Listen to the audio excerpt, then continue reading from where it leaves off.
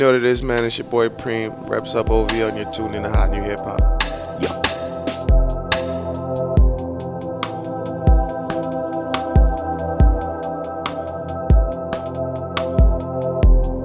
You know what? Everybody always asks that, and it's a simple story. I've always been Preem before P Rain.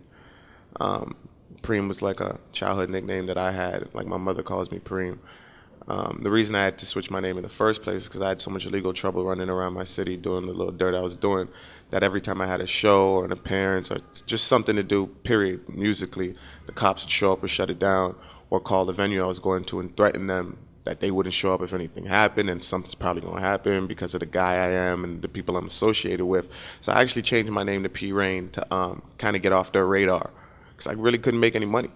And the minute I was finally able to clean up that whole mess and get over to the States and shit, I felt like I'd lost a part of myself because they had won in a sense. You know what I'm saying? So the minute I had a chance to go back to Preem, I was like, man, I just really want to be myself. So I'm back to the original name and I feel great.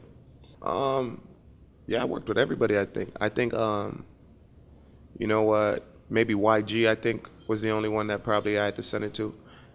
We had did that record actually like a few years ago, I think. So I don't think I was even allowed in America at that time. So yeah, I stashed it. But everybody else, yeah, they came to the crib, or we was just at the studio and we work hand in hand. I mean, it's always better music when you're able to sit down with somebody and do it from scratch. But the YG record I thought had a crazy bounce, and I just sent that to him. That's my guy. I gotta pick one I could talk about. The funniest dude for me will probably be Post Malone, man. That kid is a character, yeah.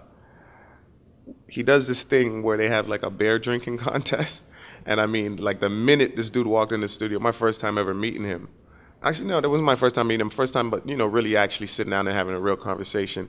Minute we got in the studio, they got like this. What do you call that, Matt? Like the funnel thing with a beer bong. They got like this big hose, and they're like, yo, we got to christen you. So I'm like, all right, I'm down. I drink beer. I drink. So they put like a couple cans of this Labatt Blue in this funnel thing, and then they hold the tube up, and you got to drink it in one shot, like without stopping. So they have a competition of who could drink it the fastest. So Post Malone's the champion, and his crew, he drinks it in like under a second. So I still have video of this. I got to show it to you. So I tried it for the first time, and it comes so quickly. You don't expect it to come so quickly that it literally came out my mouth, nose. I feel like it was coming out my ears, mess. Studio was all fucked up. We all tried it, but yeah, that was probably one of the funniest moments I had. Oh yeah, that was a moment that's probably like the biggest moment for me in my career. Like I grew up listening to Lil Wayne, obviously, like every other rap fan did. So that was really just like bucket list shit for me in my life. Like I've always wanted to work with Wayne. So when I got that record, it was Hot Boy. I was like, who can I put on this? I feel like I need to put somebody on this. And I'm like, imagine I could get Wayne. And I went after him for like a year for that record. Yeah. So when he sent that verse back, I remember like even taking my time. Like I'm gonna get a shower. I'm gonna eat first. I was like scared to listen to this shit. I couldn't even believe he really sent it. I had to be in that right headspace to even listen to this shit. But it was fire. And like for me, that right now, that's like, I know 10 years from now, I'm going to look back and still be like, man, I can't even believe I worked with Wayne. I was starstruck. I'm not a liar, buddy. I was starstruck. I remember walking in. We shot it in Miami at this little dope spot, and I remember walking in, and I was late. That's the fucked up part, because I had to go shopping, and then something happened with one of my video girls' outfits, and I had to take her shopping. So I got there late, and I just remember thinking like, bro, I'm late to a Lil Wayne video shoot. This nigga's going to kill me. To be honest, I'm closest with Quavo.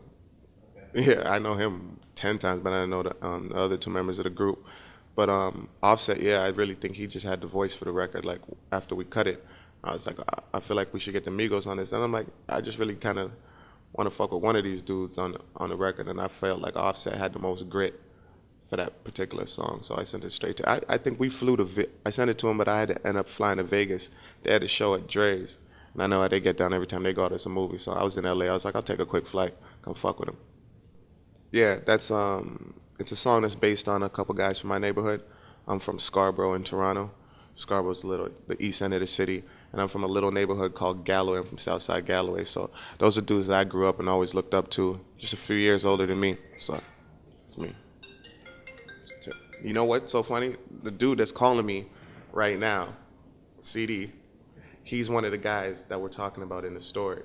So he did like 13 to 15 years, something like that. And he was actually just released. Hold on. Yo, CD. Oh, shit, he might not have no service. Anyways, he did like 13 to 15 years. They snatched him out of his bed when he was like 18 for like a murder he didn't commit.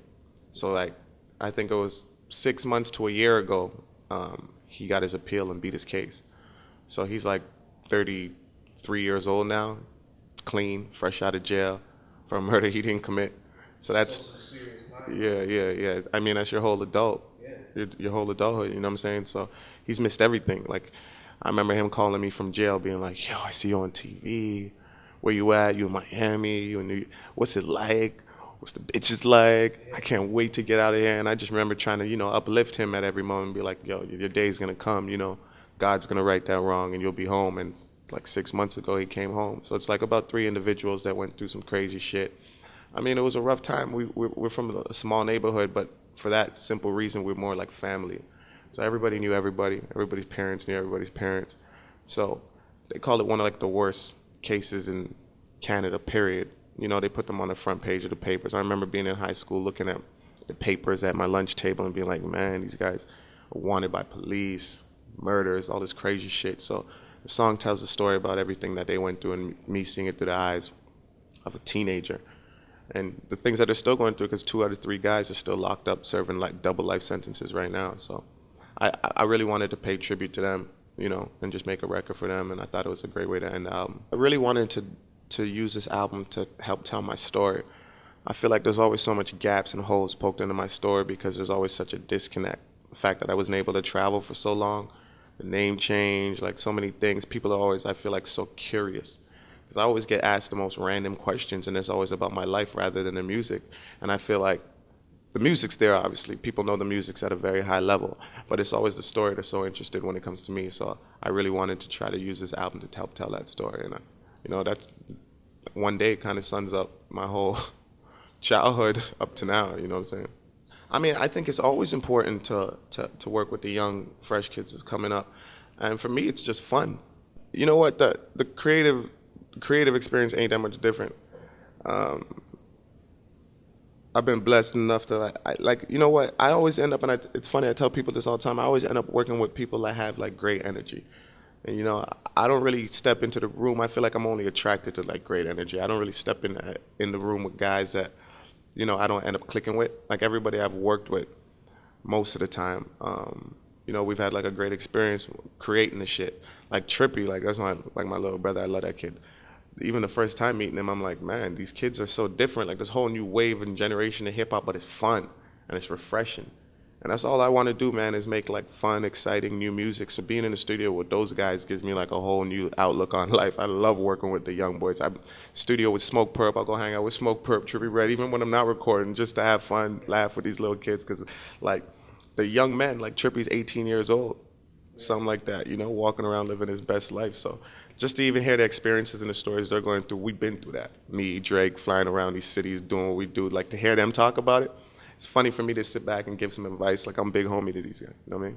And I think we have more of a responsibility too, is like, not even just older black men with a younger black man, period, but just as artists in general, like in any genre, especially hip hop, where these kids are going through a lot of things right now, especially being criticized for the way they look, the way they sound. And I think it's important to let them just do their thing and be who they are. But like a lot of these guys aren't bad guys, and they even want somebody to talk to. So, I think we have a responsibility as older artists and, just older men to like just be there, answer the phone, give some sort of mentorship to the young dudes, definitely. Yeah, I posted a picture yesterday on Instagram just showing us in Miami the other night. For me, like being in the studio with Drake is like the most inspiring, motivational shit for anybody, I feel like. Like I really just like to sit in the studio and hear what he's working on and how he approaches records and how he changes things. Like I'm still, I'm just a man. I just like to learn from everybody, and that's the GOAT in my eyes. So I like to be around him when he's creating music as much as I can. And he's the type of guy that'll sit down and really ask your opinion and be like, what do you think of this record? What do you think of this beat? So, I help any way I can. He helps me any way I can. Man, I got like three albums ready. Yeah, like a lot of people don't realize this we dropping Light of Day, the album May 4th. But this is something I've been holding on to for a few years. Like that record that ends the album one day, I did that like 3, 4 years ago. So I just got tired of releasing music without being able to cross the border and tour it and shit like that. So I said I'm gonna sit down and cook, figure out the legal shit, and then put the music out. So Light of Day is a project with a lot of new records, but it still has a lot of old records. Like even the YG track Loaded, that's a record I did like 2 years ago with YG, but it's a brand new beat. Like somebody else produced it, and I was like, maybe we should get Mustard to do it, and he just did it like 2, 3 months ago. So there's like little new refreshing aspects to each record, but a lot of that music's old. Old references when you know what I'm saying? So it's still fire. Obviously, you'll know what I'm talking about May 4th. But like for that whole time period, I still been recording. So I got another album I want to drop right away, like probably this summer or fall. And then I got another album with, it's a special guest, something that we cooking up that I want to drop even before the year is done. Like I don't want to stop now that they finally let me in. I really don't want to